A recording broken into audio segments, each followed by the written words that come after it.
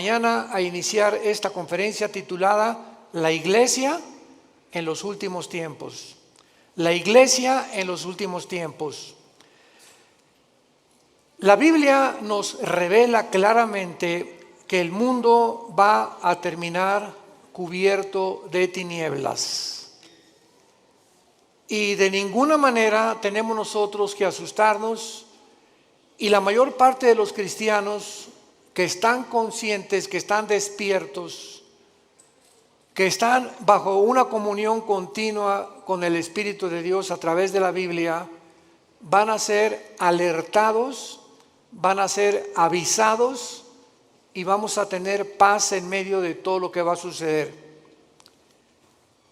El mundo terminará completamente en tinieblas, además de la confusión política, económica y religiosa que ya estamos atravesando. Dice Isaías capítulo 60, versículo 1, levántate. Es precisamente en medio de la oscuridad cuando se levanta la lámpara. ¿Se acuerdan lo que dijo Jesús? Una lámpara no se esconde debajo de la mesa, sino que se levanta. Y si en algún tiempo o para qué nacimos, fue para esta época. Es precisamente cuando Dios nos llama en este tiempo a que nos levantemos y alumbremos. Levántate, resplandece, porque ha venido tu luz y la gloria de Jehová ha nacido sobre ti. He aquí que tinieblas cubrirán la tierra y oscuridad a las naciones, mas sobre ti amanecerá Jehová y sobre ti será vista su gloria. Mientras más oscuro, más fuerte la luz. En una oscuridad tremenda, un cerillo que prendas se ve a grande distancia. Así que tenemos que estar conscientes de eso. Pero lo más trágico es que estas tinieblas también alcanzarán la iglesia. Y vamos a ver de qué forma también los últimos tiempos que estamos viviendo, la oscuridad aumentará dentro de muchas iglesias, y voy a definir y a explicar claramente a qué iglesias se refiere la Biblia. Jesús dijo en Mateo 24:12, por haberse multiplicado la maldad, el amor se enfriará. Y no está hablando de los no cristianos, está hablando a los cristianos. Dios no espera que haya amor fuera de la iglesia, porque el mundo está completamente bajo el maligno. Por haberse multiplicado la maldad, por tantas cosas que están pasando, el amor de muchos cristianos se va a enfriar unos con otros. Habría frialdad, habría distanciamiento, y esto es lo más peligroso que podemos nosotros atravesar. Isaías 24, versículos 5 al 6, describe el mundo en los últimos tiempos. La tierra será enteramente vaciada y contaminada. Se destruyó, cayó la tierra, enfermó, cayó el mundo, enfermaron los altos pueblos de la tierra. Y a continuación del versículo 5 de Mateo 24 nos da 3 razones por las cuales el mundo ha llegado al punto donde nos encontramos, donde la ciencia, escuchen, ya no es ciencia. Cuando la misma ciencia dice que hay más de 3 o 4 géneros, es cuando la ciencia dejó de funcionar. Porque la biología y la genética nos dicen que solamente hay varón y hembra. Si tienes las cromosomas Y, eres varón. Si tienes las cromosomas XX, eres hembra, eres mujer. ¿De dónde pues están fomentando 3, 4, 5, 6, 7 géneros? ¿Dónde está eso? En la biología o en la genética, ya no en la Biblia. ¿Cómo es posible que haya el mundo llegado a aceptar esto? Así de loca está la ciencia, se corrompió la ciencia. Los sistemas políticos han fracasado todos. 1991 el comunismo cae. Después de más de 60, 70 años, que fue un fracaso donde quiera que se practicó esta ideología, y el mundo continúa desenterrando esta ideología en los tiempos que vivimos, porque ya no encuentran los gobernantes qué sistema usar para gobernar el mundo. O sea, la política está completamente loca. ¿Qué acaso la historia nos enseña que debemos aprender de la historia o no aprendemos de la historia?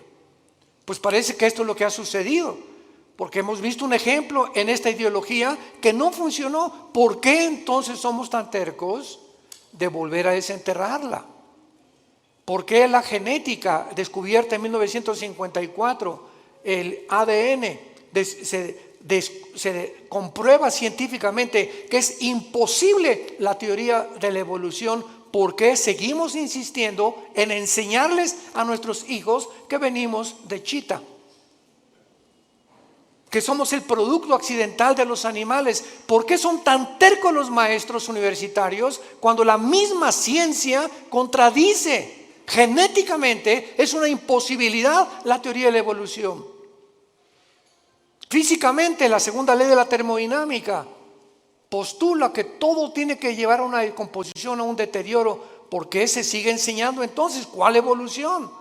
La biología enseña que los aminoácidos, que son los ladrillos de la vida, determinan que es imposible que una ardilla se convierta en conejo, ni un rinoceronte en un caballo. Hemos llegado, damas y caballeros, santos de Dios, a la locura total del mundo. El mundo está loco, loco, loco. En Lucas 18 Jesús dijo: cuando el Hijo del Hombre venga, ¿hallará fe en la tierra? Sin embargo, los cristianos, a pesar de todo esto que estamos atravesando, donde ya la gente no sabe qué es blanco y qué es negro, ya no sabe qué es bueno y qué es malo, ya no sabe qué es dulce y qué es amargo. Así está el mundo actualmente. Hay un relativismo total, filosóficamente, socialmente, antropológicamente, en todas las disciplinas académicas en las que el mundo se ha desarrollado en los últimos siglos. En el libro de Daniel, todos los que traigan su Biblia los felicito porque son los entendidos.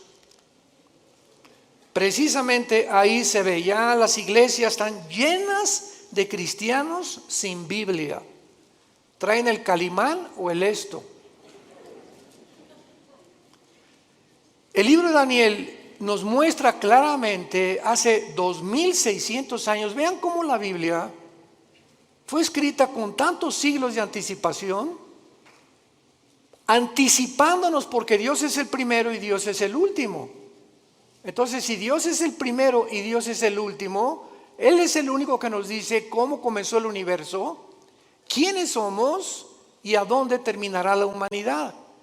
Y cuando sabemos a dónde terminará la humanidad, podemos prepararnos. No estamos en tinieblas. La luz la tenemos en la Biblia y tenemos que abrir los ojos más en estos tiempos para cuidar a nuestra familia, para cuidar a nuestros hijos, para cuidar a nuestros nietos, para poder dejarles una herencia si el Señor no viene antes por nosotros, donde ellos podamos morir en paz y saber: no le dejé ni una casa, no le dejé dinero, no le dejé riquezas a tus hijos, les dejamos una herencia que se llama Jesucristo. Porque podrás morir en paz al saber que tu hijo, si tiene a Jesucristo, Él se va a encargar de él. Tal vez ande mal y lo que tú quieras, pero si tiene a Cristo tu hijo, Dios se va a encargar de ellos. Porque herencia de Jehová son los hijos. Dice en Daniel capítulo 12, hace 2600 años, hablándonos cómo va a terminar el mundo, dice el versículo 3: los entendidos resplandecerán como el resplandor del firmamento, y los que enseñan la justicia a la multitud como las estrellas de perpetua eternidad. Vemos nosotros aquí en este versículo lo que repite el versículo 10: muchos serán limpios y emblanquecidos y purificados. Se refiere que a muchos cristianos en este tiempo en que estamos viviendo se van a purificar más y más y más y más, porque estamos esperando la venida del Señor.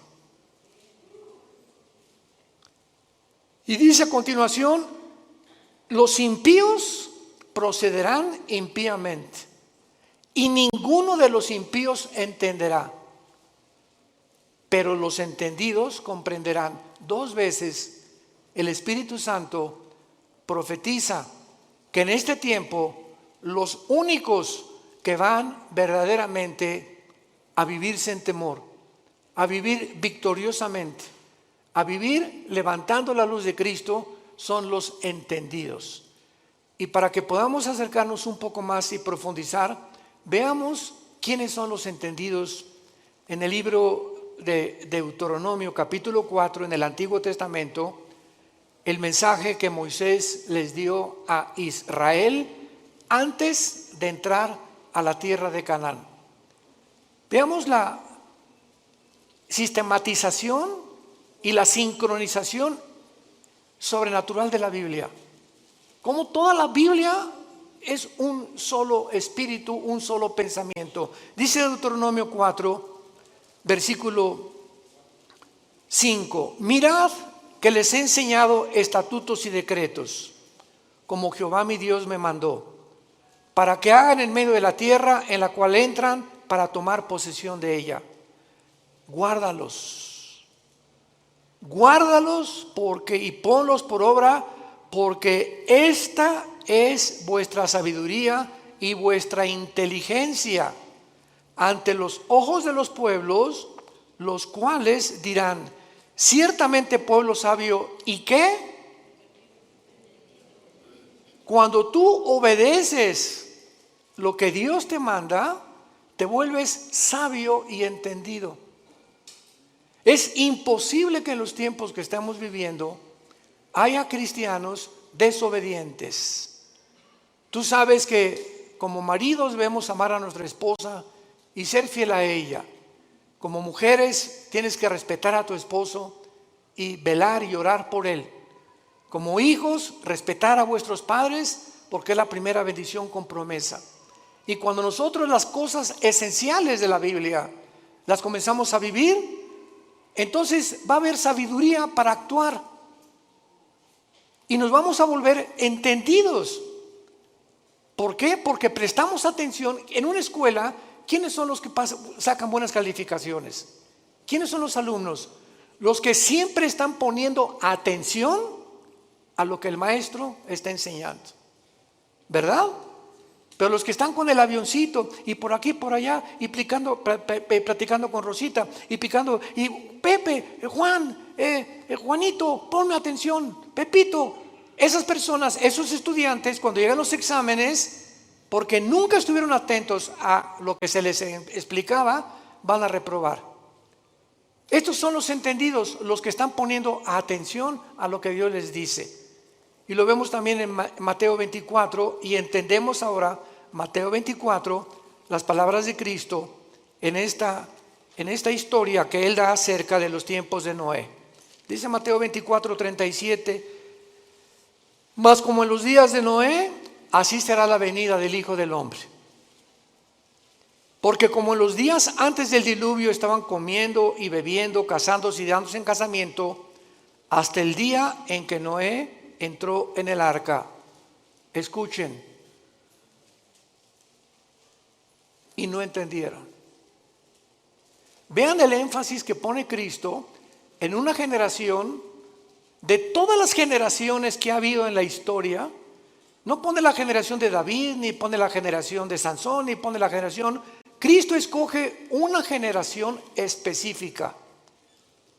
Y lo que más enigmático hay en esta explicación de Cristo es que Él no dice, como en los días antes del diluvio estaban fornicando, prostituyéndose, secuestrando y violando. ¿Ya se fijaron los ejemplos que da Jesús? ¿Por qué Jesús nos dice cosas que no son pecado? Jesús cita que en los tiempos de Noé la gente estaba comiendo. ¿Qué es pecado comer? No. Estaban bebiendo. ¿Es pecado beber? Tampoco. Casarse? Menos. Dichosos los que se casan, pero unidos por el Espíritu de Dios. ¿Por qué Cristo usa estos ejemplos que no son pecaminosos?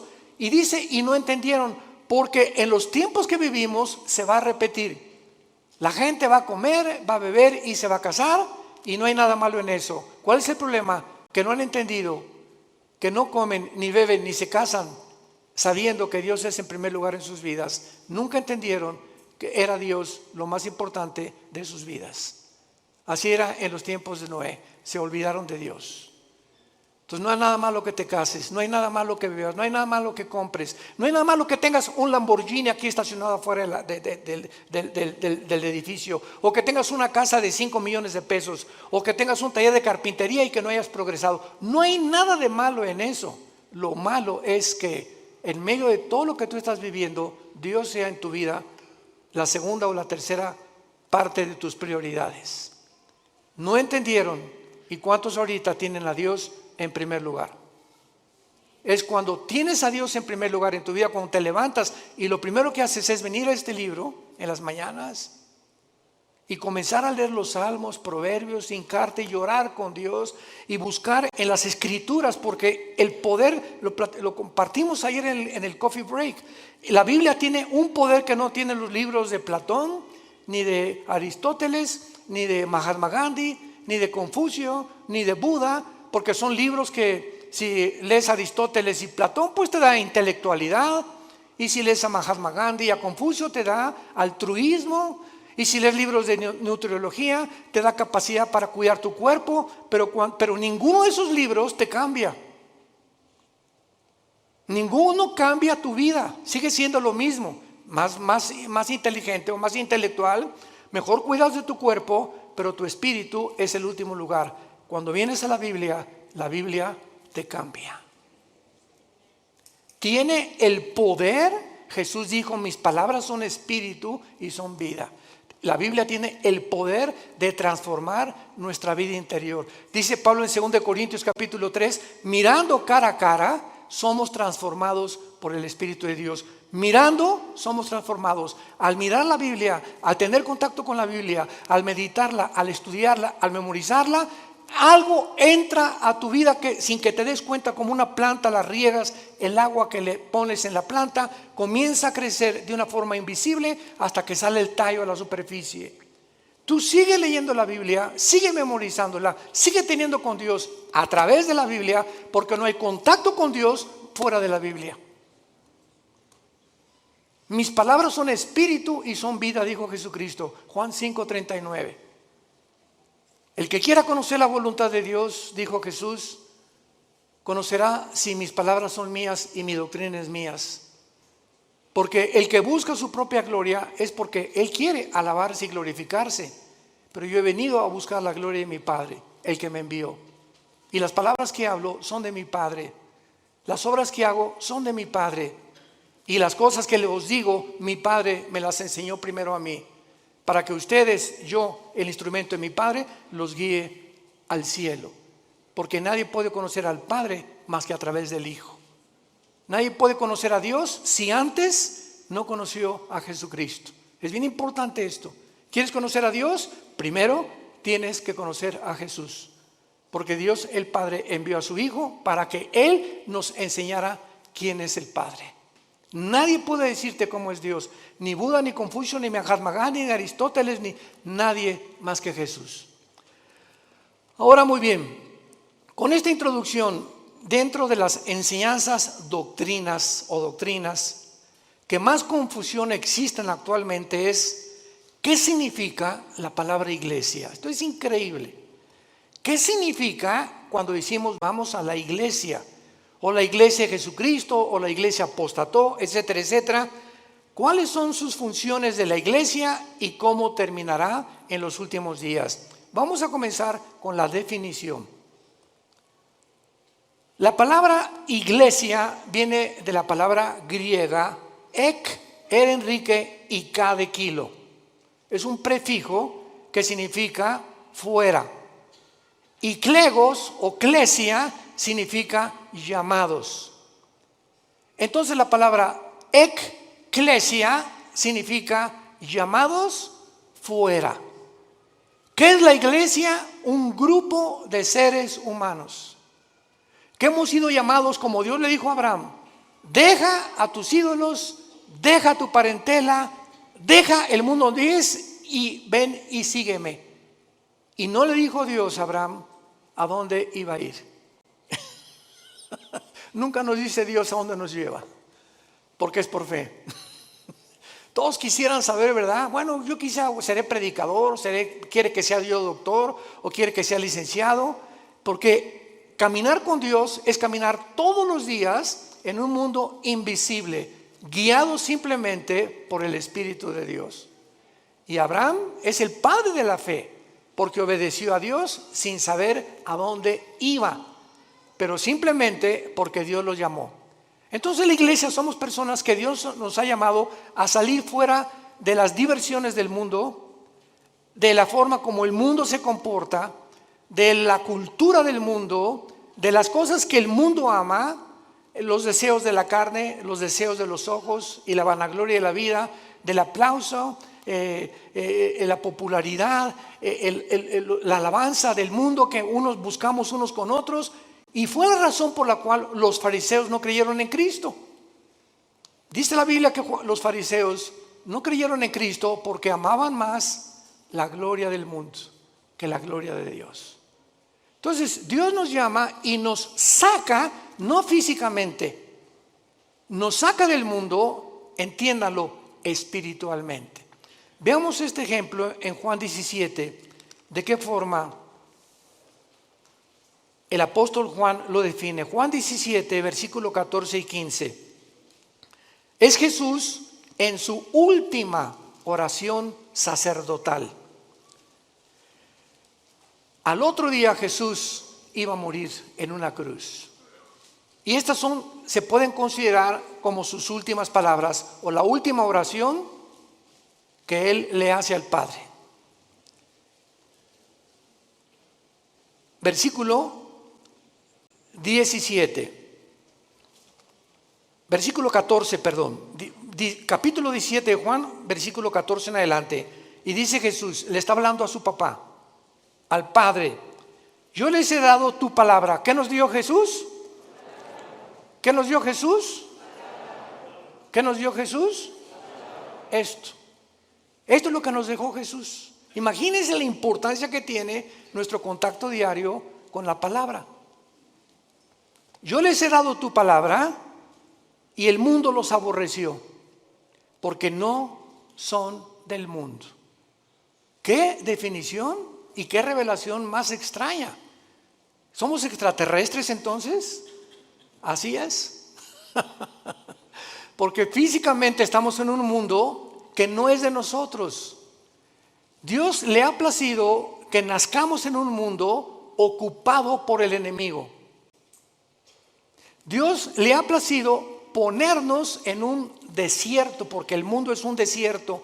No tiene nada que ofrecernos el mundo, como Dios puso a Israel cuando lo sacó del mundo que es Egipto a un desierto. Entonces estamos en un desierto, en un mundo donde hay serpientes y escorpiones, sequedad, vaciedad, sed, hambre, donde no hay nada en ese desierto que nos pueda proveer o nos pueda traer una verdadera satisfacción. Y fue lo que Dios les quiso enseñar a los judíos en el desierto. ¿Por qué los sacó por ahí? Dice Deuteronomio 8, para saber que ustedes sepan que yo soy Dios. Nunca les faltó el agua, nunca les faltó un sastre, nunca les faltó una botella de Bonafón, nunca les faltó los zapatos, no les faltó dentista, no les faltó médicos, no les faltó nada en un desierto donde no hay Kmart, ni tampoco Comer, ni tampoco consultorios, ni tampoco tiendas, ni zapaterías, en un mundo donde Dios quería mostrarles que Él es suficiente para proveernos todo lo que necesitamos. Y por eso no somos, ellos no eran del desierto, los judíos, el hogar final era la tierra prometida, pero tenían que atravesar ese desierto. Tenemos que atravesar el mundo que estamos viviendo, porque nuestra meta no es este mundo, es el cielo con Dios. Cuando Dios transforme el mundo, regresaremos al mundo, restaurado por Él. Por eso Jesús dijo que no somos del mundo. Cuando tú eres cristiano, de repente ya no te llevas con tu compadre porque él habla puras groserías y se emborracha o es drogadicto o se goza que tiene amantes, y porque tu comadre, ¿verdad? Puro chisme te dice todo el vecindario, como las verdulerías y en los mercados, y comienza a encontrar amigos que tienen relaciones sexuales con su novia o con su novio, etcétera, etcétera, y nos comenzamos a sentir como peces fuera del agua, y comienzas a buscar otro tipo de amistades porque ya te duele, ya sientes que no pertenecemos a esas fiestas, no pertenecemos a esas reuniones, no pertenecemos a esa forma que al mundo lo divierte, porque ya no somos del mundo. Si tú no sientes esto en tu corazón, te falta pasión por la verdad. Te ruego por ellos, porque no son del mundo, como tampoco yo soy del mundo. Y no ruego que los quites del mundo, sino que los guardes del mal. Muy fácil, ¿verdad? Que Dios viene por nosotros, pero Él no tiene ese propósito. Él quiere que mientras atravesemos este desierto, que ya vamos al final, ya estamos a punto de entrar a la tierra de Canaán, a la promesa de la tierra prometida que Dios tanto prometió en el Antiguo como en el Nuevo Testamento. Estamos a punto, hermanos, de cruzar el río Jordán. Estamos a punto de cruzar el río Jordán, y recordemos algo, que esa generación no entró a la tierra prometida, se murieron en el desierto. Estamos hablando más de 1,5 millones de seres humanos que nunca quisieron obedecer a Dios, siempre quejándose. ¿Y por qué no tenemos agua como en Egipto? Y en el mundo se divierte más. ¿Y por qué no tenemos las diversiones del mundo? Regrésanos a Egipto, Moisés. Ya Moisés los tenía hasta el gorro, al grado que se desesperó tanto Moisés cuando golpeó la piedra 3 veces, que Dios le dijo: no vas a entrar a Canaán, vela desde lejos y cuando te mueras la vas a ver. ¿Cómo aguantó Moisés a casi 2 millones de cabritos? Porque no eran ovejas. Fue la generación que siguió de ellos los que entendieron y entraron por Josué a la tierra de Canaán. Vemos pues nosotros en 1 de Juan capítulo 4 en el Nuevo Testamento de qué manera el apóstol Juan continúa hablándonos acerca de qué diferencia hay en los cristianos y el mundo. Dice 1 de Juan 4, 5 y 6. Hijitos, les está hablando a nosotros, a los cristianos. Ustedes son de Dios y los habéis vencido, porque mayor es el que está en vosotros que el que está en el mundo. Ellos, la gente que no es cristiana, ellos son del mundo. Por eso hablan del mundo, y el mundo los oye, sus canciones, sus versículos, sus teatros, sus películas. El mundo está feliz con este tipo de personas. Nosotros somos de Dios. El que conoce a Dios nos oye. El que no es de Dios no nos oye. En esto conocemos el espíritu de verdad y el espíritu de error. Un cristiano, cuando tiene el Espíritu Santo, ya discierne: lo que estoy oyendo, ¿de dónde viene? ¿Del mundo o viene de arriba? Cuando tú pones más atención a canciones, ¿verdad?, artistas mundanos, que a las cosas de Dios, es porque tienes tu corazón en el mundo todavía. No has sabido aislarte, ni has sabido hacer a un lado las cosas del mundo. Dice claramente también en 1 Juan 5:19 que el maligno está al control del mundo entero. Muy bien, entonces, en otras palabras, para concluir, la iglesia cristiana consiste en seres humanos. Tú y yo tenemos un llamado. Qué privilegio que Dios nos haya escogido. Qué privilegio que Dios me haya llamado entre mis amigos que yo tenía antes de convertirme. De muchos familiares míos que no los llamó Dios como me llamó a mí. Qué privilegio tan grande. Qué privilegio tan grande. Que para vivir siempre en humildad, dándole gracias a Dios, llorando por el privilegio que Dios nos llamó. El creador de los cielos y la tierra te dijo: Pepe, ven, quiero darme a conocerte, quiero que sepas quién soy.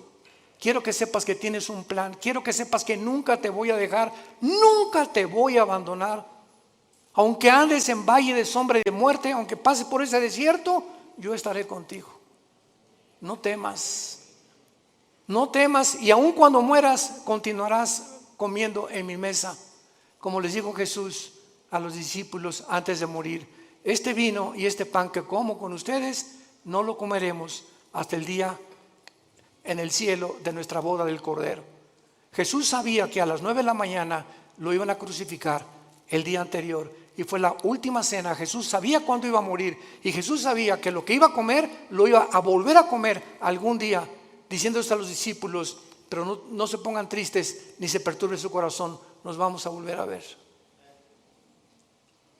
Esta es la esperanza a la que Dios nos ha llamado a todos los que Dios ha escogido para seguirle. Ahora veamos el origen de la iglesia. La iglesia no existía en el Antiguo Testamento. Esto es básico en la teología cristiana. Ustedes que ya están en teología. La iglesia no existía en el Antiguo Testamento. Veamos en Efesios capítulo 3 cómo Pablo nos lo revela. Efesios capítulo 3, versículo del 1 al 6. Por esta causa yo, Pablo, prisionero de Cristo y Jesús por vosotros, los gentiles, si es que habéis oído de la administración de la gracia de Dios que me fue dada para con vosotros, que por revelación me fue declarado el misterio, como antes lo he escrito brevemente, leyendo lo cual pueden entender cuál sea mi conocimiento en el misterio de Cristo. Misterio que en otras generaciones, está hablando del Antiguo Testamento, no se dio a conocer a los hijos de los hombres, como ahora es revelado a sus santos apóstoles y profetas por el Espíritu. ¿Cuál es este misterio, Pablo? Versículo 6, que los gentiles son coherederos y miembros del mismo cuerpo y copartícipes de las promesas de Cristo por medio del Evangelio. En el Antiguo Testamento los judíos se enorgullecieron. Le dijeron a Cristo: somos descendientes de Abraham, pero no hijos de Abraham. Descendían genéticamente, pero nunca se habían convertido al Dios verdadero. Entonces, qué maravilloso que ahora los judíos, fue un caos en el libro de los Hechos, que de repente los gentiles, los que no eran judíos étnicamente, comenzaban a convertirse. Y esto causó hasta pleito entre Pedro y entre Pedro y entre Juan y entre Santiago y entre los apóstoles de Cristo, porque decían: es que no podemos ni sentarnos a comer con los gentiles. Este concepto tenían de los gentiles, que no eran los cristianos. Y ahora el misterio, en Hechos 10 se hace una reunión con todos los apóstoles. Santiago y Pedro la presiden y dictan este decreto: Dios ahora va a descender no solamente sobre Israel, sino los mexicanos, los que están en Tlalnepantla, los que están en Querétaro, los italianos, los chinos, los griegos, y ahora este conjunto de todas las nacionalidades del mundo, ya no Israel, de todas las naciones de Israel se va a hacer un cuerpo. Para que lo podamos entender, Cristo es la cabeza, y va a haber cristianos que son la mano, otros la nariz, otros la boca, otros el pecho, otros las piernas. Somos como un cuerpo. Pero así como la nariz le dice a la oreja: tú no hueles como yo, la oreja le va a contestar: ni tú oyes como yo, menso. Para que no haya, dice 1 Corintios 12, desaveniencia entre nosotros, y nunca nos enorgullezcamos de que alguien tiene más que otros. Esta es la razón por la cual en la iglesia hay denominaciones: bautistas, presbiterianos, nazarenos, Viano para el Mundo, carismáticos, pentecostales, etcétera, etcétera. Pero ¿qué es lo que nos une? Aunque hay diferencia en ciertas doctrinas no esenciales, lo que nos une es el amor. El amor. Porque cuando alguien dice que yo soy bautista y es pentecostal, y comenzamos a hacer diferencia olvidándonos que cuando Pablo perseguía a la iglesia, se le apareció Cristo y lo tumbó del caballo. ¿Y qué le dijo Jesús a Pablo? ¿Por qué me persigues? Jesús se estaba identificando con los que le seguían. Y si despreciamos a algún hermano nosotros porque es de otra denominación, estamos despreciando a Jesús, porque Él pertenece también a Jesús, nuestro Señor y nuestro Salvador. Tengamos cuidado por eso, de amarnos y soportarnos. Los pentecostales que hablan lenguas y que imponen las lenguas y otra cosa, otros creen que tienen demonios, otros que nada más puro evangelismo, otros le dan importancia pues solamente a las misiones, otros son de la teología y la reforma, que no hay milenio, otros son dispensacionalistas. Dentro de la iglesia hay diferentes doctrinas que han sido cubiertas por cristianos o por denominaciones. Pero lo que nos une no son las doctrinas no esenciales, sino si tú crees que la Biblia es la palabra de Dios, si tú crees que la salvación es por la gracia, sin ninguna obra, si tú crees que es por la sangre de Cristo el perdón de nuestros pecados y que a los 3 días resucitó y vamos a resucitar, no me importa lo que el letrero de la botella, presbiteriano, nazareno, bautista, no me importa lo que la botella diga, me importa lo que la botella tiene dentro. El contenido en tu vida, si tienes a Jesús, eres mi hermano y te debo de amar. Y si no estoy de acuerdo contigo, no lo vamos a estar toda la vida, nos vamos a poner de acuerdo tal vez ahí arriba. Pero mientras estamos aquí vamos a soportarnos y vamos a perdonarnos. Porque el amor cubrirá todas las faltas. Y la ley se cumple con el amor a los demás. Entonces, esta es el origen de la iglesia. La iglesia es una nueva entidad que no existía en el Antiguo Testamento. Es el cuerpo de Cristo. Veamos cómo se formó este cuerpo en Pentecostés, pero lo explica Pablo en 1 Corintios capítulo 12, versículo 13. 1 Corintios 12, 13. ¿Cómo se forma esta nueva entidad que no existía en el Antiguo Testamento? Dice así: porque por un solo espíritu fuimos, ¿cuántos? Todos bautizados en un cuerpo. ¿Cuál es el cuerpo? El cuerpo de Jesucristo. Sean judíos o griegos, esclavos o libres, a todos se nos dio a beber de un mismo espíritu. Esto se llama el bautismo del Espíritu Santo. En el momento en el que tú recibes a Cristo, el momento que ayer tuvimos 40 y tantas decisiones ayer, fue una bendición el coffee break, démosle gracias a Dios y oremos por estas 42 decisiones que ayer pidieron a Cristo entrar a sus vidas. En ese momento, ayer los que pidieron a Cristo, en ese momento, sin que ellos sepan, nacieron de nuevo. Algo extraño espiritual en el mundo invisible sucedió dentro de sus vidas, que fue sembrada una semilla que venía de aquí. Si no viene de aquí, tú no puedes nacer de nuevo. Dice 1 Pedro 1:23, siendo renacidos por la semilla incorruptible que es la palabra de Dios, y la fe es por el oír y el oír por la palabra de Dios. Entonces, una semilla es sembrada y esa semilla tiene que ser regada, tiene que crecer. Si realmente está la semilla dentro de ti, tiene que crecer. Y el que puso esa semilla fue la Biblia y el Espíritu Santo. Él es el agente del Espíritu Santo el que pone esa semilla. Y cuando dice la Biblia que somos nacidos de nuevo, también somos regenerados.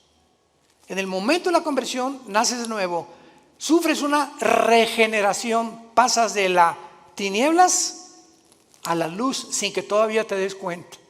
Pasas de la muerte, donde tú te encontrabas separado de Dios, ahora a volver a vivir espiritualmente. Estabas muerto espiritualmente, ahora vas a vivir espiritualmente. Y además ahora vas a formar parte del cuerpo de Cristo mediante el bautismo del Espíritu Santo. La palabra bapto en el griego, bautismo, significa identificación, unión o amalgamiento. O sea, el Espíritu Santo agarra a Pepe, aquí está Cristo. Vean esto es un misterio impresionante descrito en Efesios 5. El Espíritu Santo agarra a Pepe y lo pega, lo une al cuerpo de Cristo. Y este cuerpo que estamos en Cristo no existía antes en el Antiguo Testamento, porque no había formado. Cristo ni el Espíritu Santo había descendido para morar permanentemente en los hombres. En el Antiguo Testamento el Espíritu Santo venía sobre Sansón.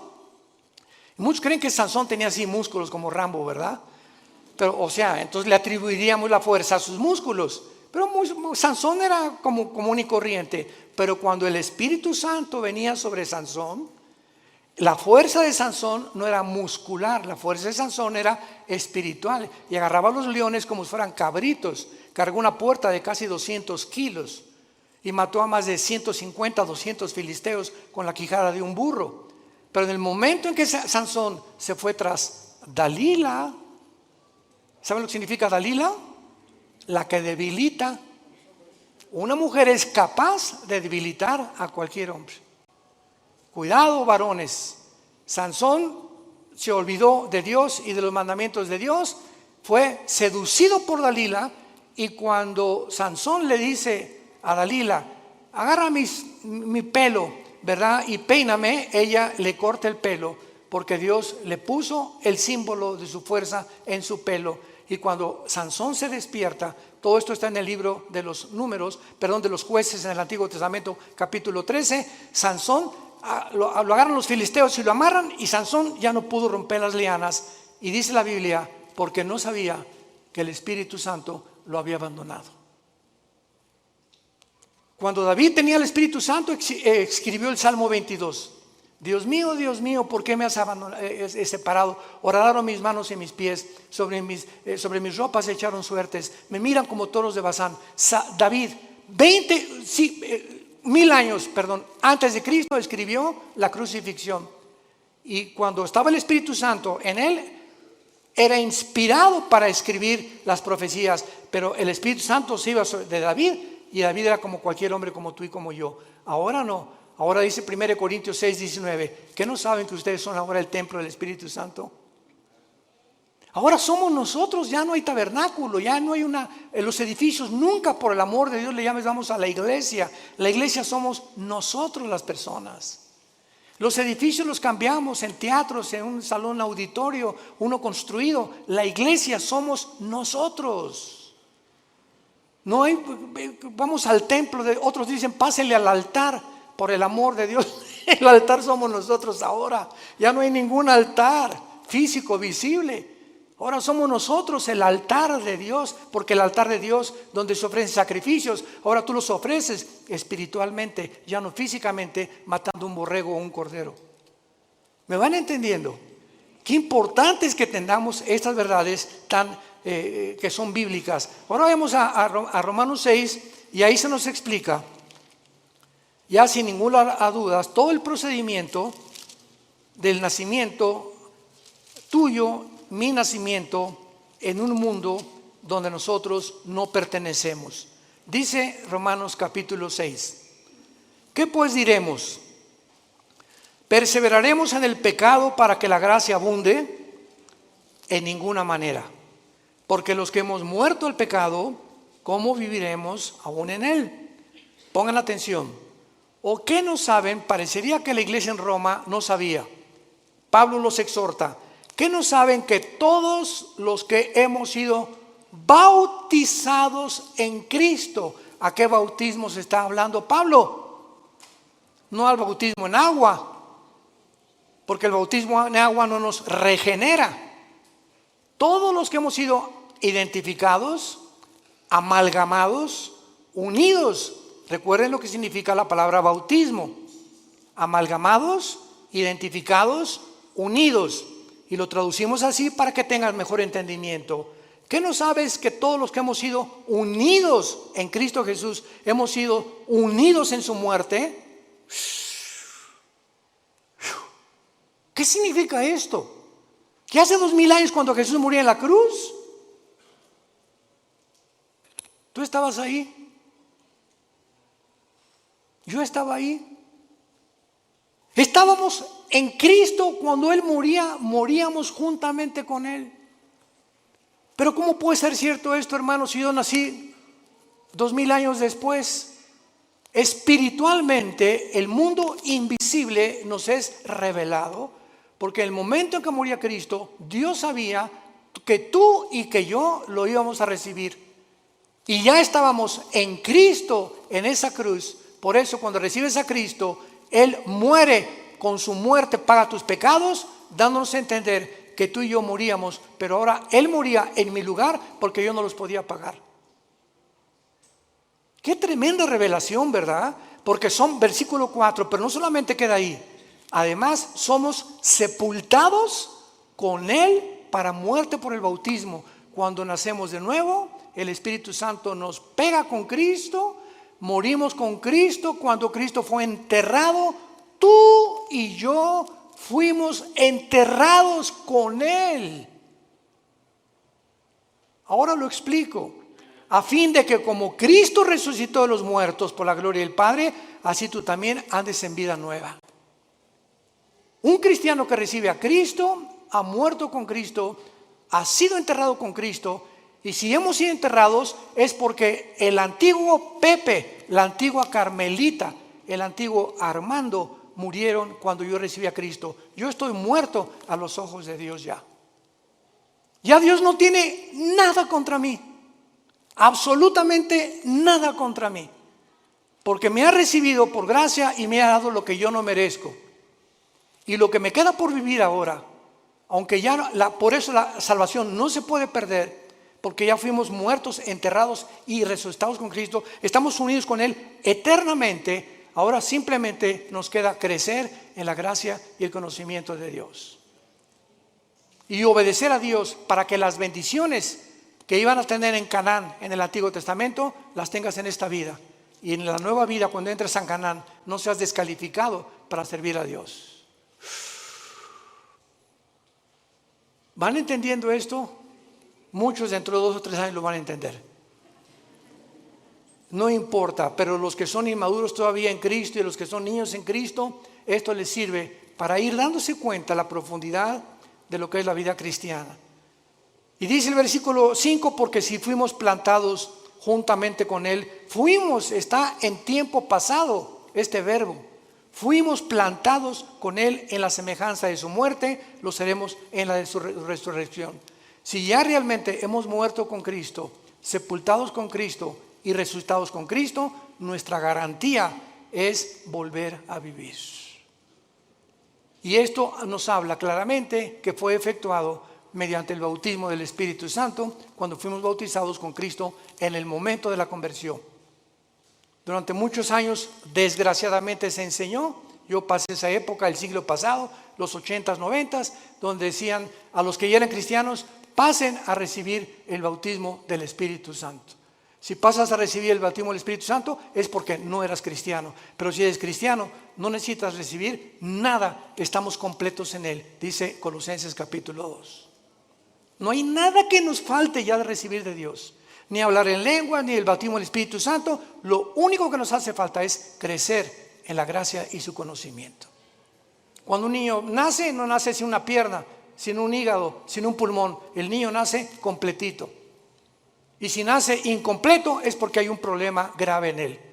Y cuando Dios hace una obra, no la hace imperfecta, la hace perfecta. Hemos nacido y hemos sido perfeccionados ante los ojos de Dios. Y dice Efesios 2, que ya estamos sentados junto con Dios en las alturas. Ya estamos allá arriba, sentados juntamente con Él.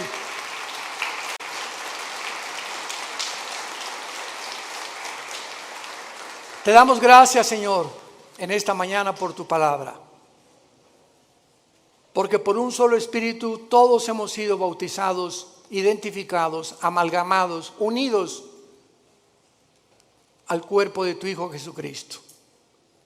Te damos las gracias porque Él ahora es nuestra cabeza y nosotros miembros unos de otros en particular, para que no haya desaveniencia entre nosotros y podamos amarnos y soportarnos como nosotros lo debemos hacer por amor a tu muerte en la cruz.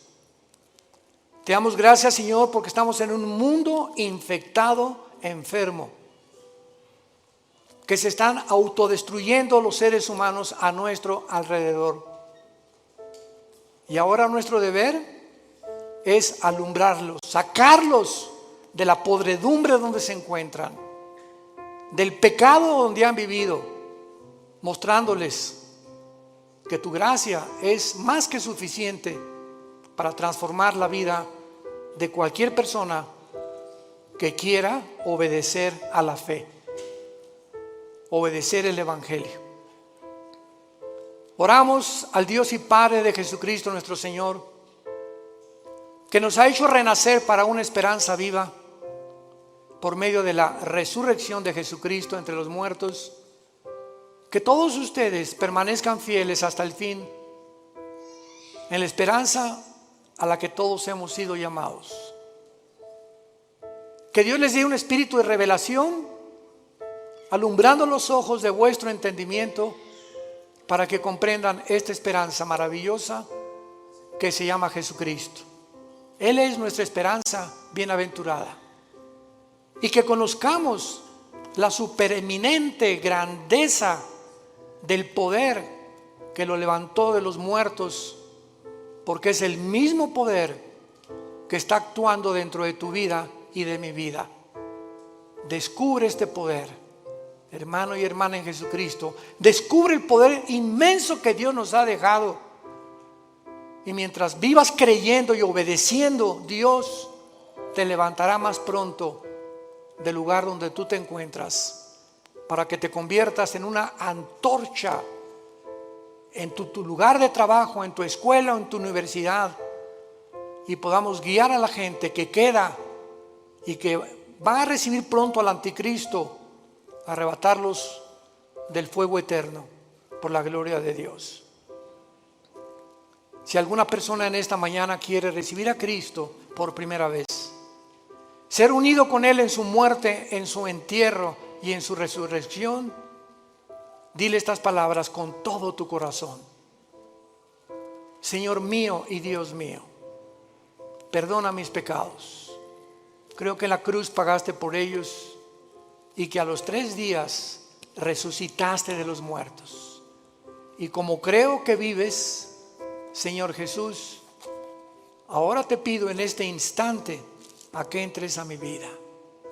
Te recibo como mi Señor. Gracias por darme la vida eterna y haberme hecho renacer mediante la predicación de tu santa palabra. En el nombre de Jesús, amén. Gracias a Dios por este libro maravilloso.